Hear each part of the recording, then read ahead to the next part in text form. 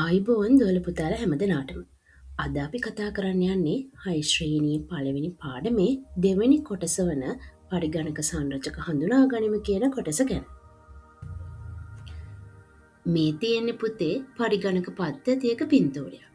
ඔයාලට පේන විදියට පරිගණක පද්ධතියක් කියලා කියන්නේ උපාංග එකකින් සැදුම්ලත් එකක් නෙමෙයි.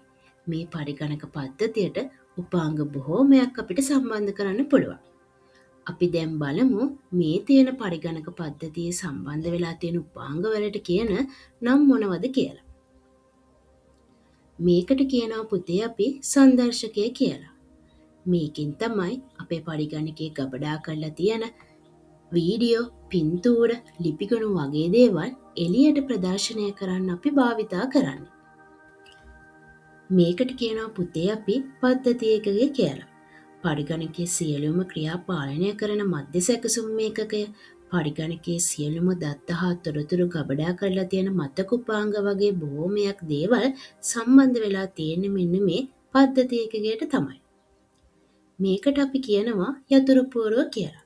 පරිගණකයට අකුරු, සංකේත, ඉලක්කම් වගේ දේවල් ඇතුළත් කරන්න තමයි මෙන්න මේ යතුරු පුවරුව අපි භාවිතා කරන්නේ. මේකට කියන්නේ පුතේ අපි මූසිකය කියලා. පරිගණකයේ තියෙන ගොනු බහලුම් වගේ දේවල් විවෘත කරගන්නත් පරිගණකයට විවිධාකාර වූ උපදෙස් ලබා දෙන්නත් තමයි මූසිකය භාවිතා කරන්නේ. මේකට කියන නම තමයි පුතේ මුද්‍රණ යන්ත්‍රය. පරිගණකයේ තියෙන ලිපිගණු, පින්තූර වගේ දේවල් එළියට ගන්න තමයි අපි මේ මුද්‍රණ යන්ත්‍රය භාවිතා කරන්නේ. මේකට අපි කියනවා ශබ්ද විකාශකය කියලා. පරිගණකයේ තියෙන හඬ එළියට ගැනීමට තමයි මේ ශබ්ද විකාශකය භාවිතා කරන්නේ. ඒ වගේම තවත් බොහෝමයක් උපාංග අපිට පරිගණක පද්ධතියකට සම්බන්ධ කරන්න පුළුවන්. ඒ උපාංග මොනවද කියලා අපි මේ පාඩමේදී ඉස්සරහට කතා කරමු. ඉතින් දුවේ පුතේ මම දැන් ඔයාලට කියලා දුන්න විදිහට මෙන්න මේ පරිගණක පද්ධතියේ තියෙන උපාංග වලින් කෙරෙන කාර්යයන් විවිධාකාරයි.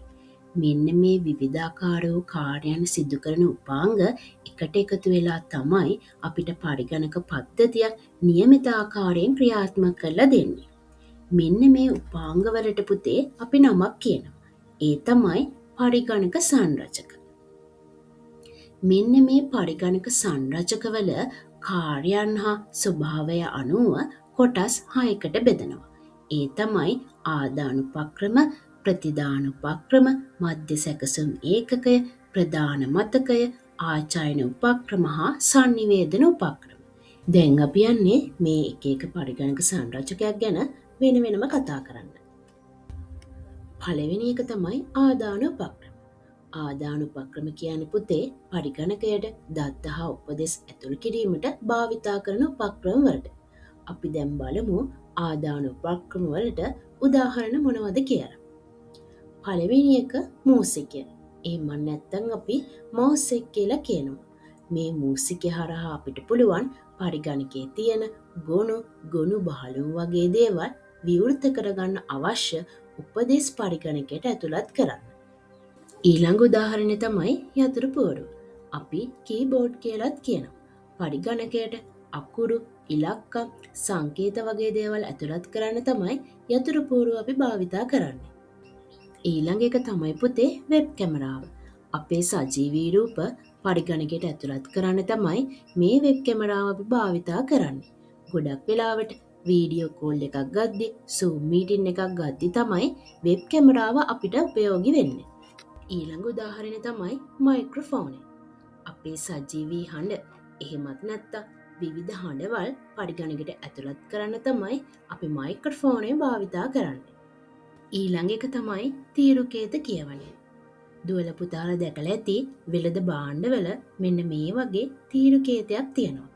මෙන්න මේ තීරුකේතවල ගබඩා කරලා තියෙන රහස්‍ය තොරතුරු පරිගණකයට ඇතුළත් කරන්න තමයි තීරුකේත කියවනය භාවිතා කරන්නේ. ඉතින් දුවේ පුතේ මේ තීරුකේත කියවනය ගොඩක් වෙලාවට වෙළඳ සැලවල් වල තමයි දක්නට ලැබෙන්නේ.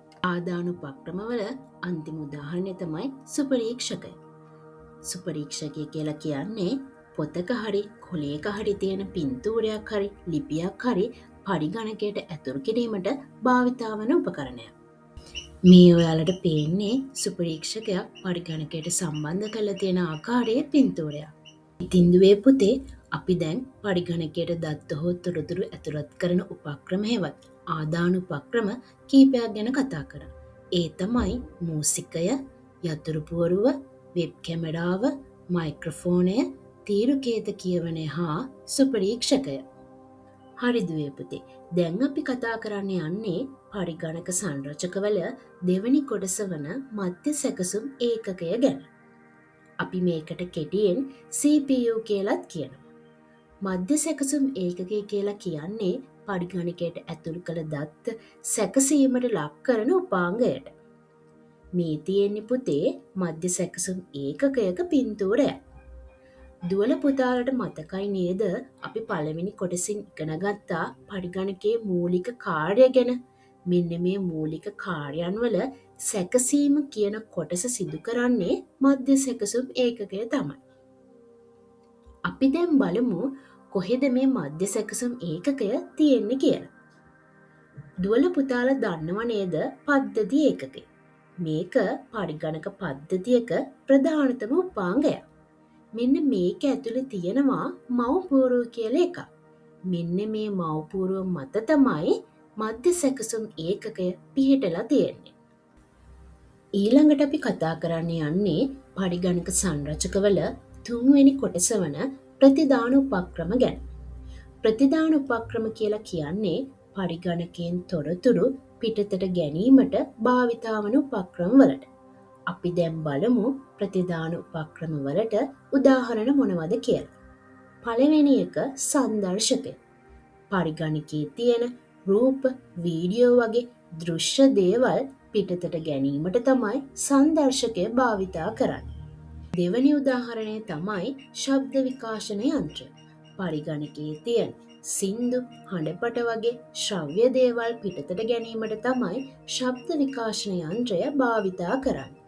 ඊළඟ උදාහරණය මුද්‍රණ යන්ත්‍රය. පරිගණකයේ තියෙන පින්තූර, ලිපිගොනු වගේ දේවල් දෘඩ පිටපත් ආකාරයෙන් පිටතට ගැනීමට තමයි මුද්‍රණ යන්ත්‍රය භාවිතා කරන්නේ. ප්‍රතිදාන උපක්‍රම වල අන්තිම උදාහරණය තමයි බහුමාධ්‍ය ප්‍රක්ෂේපණ යන්ත්‍රය.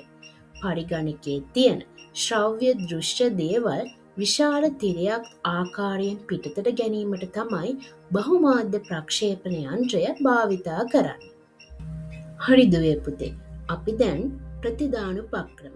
එහෙමත් නැත්නම් පරිගණකයෙන් තොරතුරු පිටතට ලබා ගන්නා උපක්‍රම කීපයක් ගැන කතා කරා.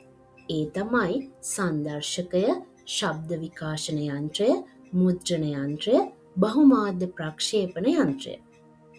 දැන් අපි කතා කරන්න යන්නේ පරිගණක සංරචකවල හතරවන කොටස වන ප්‍රධාන මතකය ගැන. ප්‍රධාන මතකය කියලා කියන්නේ පරිගණකයේ ක්‍රියාත්මකව පවතින විට දත්ත, තොරතුරු හා උපදෙස් තාවකාලිකව රඳවා තබා ගන්නා උපාංගයට. ඒ කියන්නේ පුතේ අපි පරිගණකය භාවිතා කරලා මොකක් හරි වැඩක් කරද්දී ඒ සියලුම දේවල් ගබඩා කරලා තබා ගන්නේ මෙන්න මේ ප්‍රධාන මතකය තුල තමයි.